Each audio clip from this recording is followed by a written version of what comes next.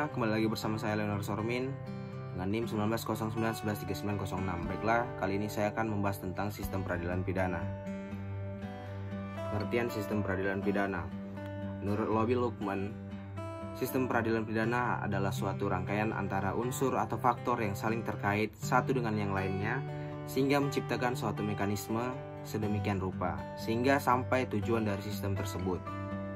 Tujuan sistem peradilan pidana adalah yang pertama, mencegah masyarakat menjadi korban kejahatan. Kedua, menyelesaikan kasus kejahatan yang terjadi sehingga masyarakat puas bahwa keadilan telah ditegakkan dan yang bersalah dipidana. Yang ketiga itu mengusahakan agar mereka yang pernah melakukan kejahatan tidak mengulangi lagi kejahatannya. Baiklah, di sini saya akan masuk ke materi yang kedua, yaitu perkembangan pendekatan sistem peradilan pidana.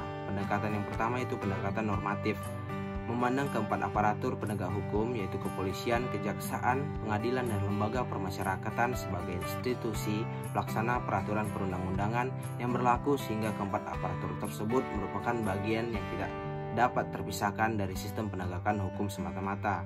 Yang kedua, pendekatan administratif, memandang aparatur penegak hukum sebagai suatu organisasi manajemen yang memiliki mekanisme kerja baik hubungan yang bersifat horizontal maupun yang bersifat vertikal sesuai dengan struktur organisasi yang berlaku dalam organisasi tersebut. Sistem yang dipergunakan adalah sistem administratif.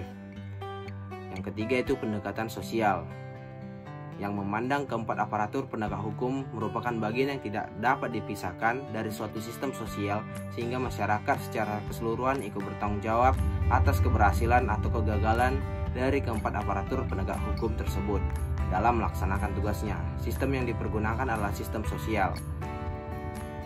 Baiklah, saya akan masuk ke materi yang ketiga, yaitu dikotomi dalam sistem peradilan pidana. Dalam wujudnya terdapat dua jenis sistem dalam sistem peradilan pidana Indonesia, yaitu sistem inquisitorial sistem dan acquisitorial sistem.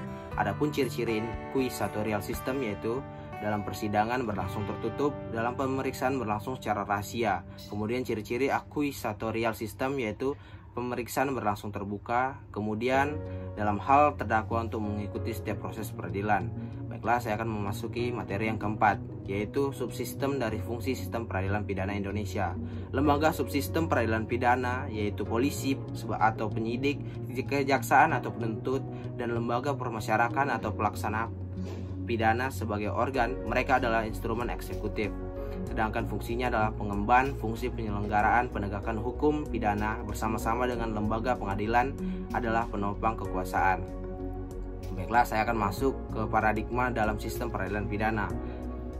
Pergeseran paradigma pemidanaan dari hukum pidana klasik ke hukum pidana modern. Perubahan tersebut dalam konteks Indonesia dari retributif ke restituratif, yang dalam pembacaan Muladi disebut sebagai konsep dead-deader Stratford atau model keseimbangan kepentingan.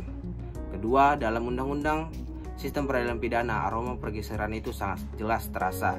Seseorang yang melakukan tindak pidana tidak mesti dibawa dalam peradilan pidana, tetapi dimungkinkan untuk diselesaikan di luar sidang pengadilan. Model ini disebut sebagai diversi. Pendeknya, paradigma peradilan pidana khusus dalam peradilan anak telah bergeser ke arah restoratif. Ketiga, dalam penyelesaian perkara diupayakan agar pelaku dan keluarganya serta korban dan keluarganya dapat duduk bersama untuk membicarakan penyelesaian masalah termasuk pemulihan kepada korban atau restitution in integrum. Konsep ini dimaknai sebagai keadilan restoratif. Keempat, guna mencapai keadilan restoratif berperan serta korban atau keluarganya sangat menentukan. Kelima, keadilan restoratif hakikatnya adalah memberi hukuman kepada pelaku, tetapi hukuman tersebut bersifat mendidik sehingga memberi manfaat baik kepada pelaku maupun korban.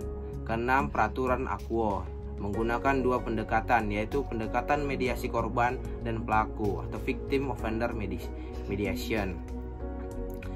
Selanjutnya yaitu materi yang keenam, yaitu sistem peradilan pidana terpadu. Dalam sistem peradilan pidana terpadu, lembaga atau instansi yang bekerja dalam penegakan hukum meskipun tugasnya berbeda-beda dan secara intern mempunyai tujuan sendiri-sendiri, tetapi pada hakikatnya masing-masing subsistem dalam sistem peradilan pidana tersebut saling bekerja sama dan terikat pada suatu satu tujuan yang sama. Hal ini bisa terjadi jika didukung perundang-undangan yang memadai, yang memungkinkan segenap subsistem dapat bekerja secara koheren, koordinatif, dan integratif. Pengaturan hukum yang tidak memberikan jaminan hubungan antara subsistem seperti disebutkan di atas akan menyebabkan terjadinya fragmentasi dalam penegakan hukum dan mengarah pada instansi sentris yang sangat tidak memungkinkan bagi terwujudnya sistem peradilan pidana yang terpadu. Baiklah, itulah hasil dari penjelasan yang dapat saya sampaikan. Mohon maaf jika ada kata yang salah. Terima kasih atas perhatiannya. Sampai jumpa.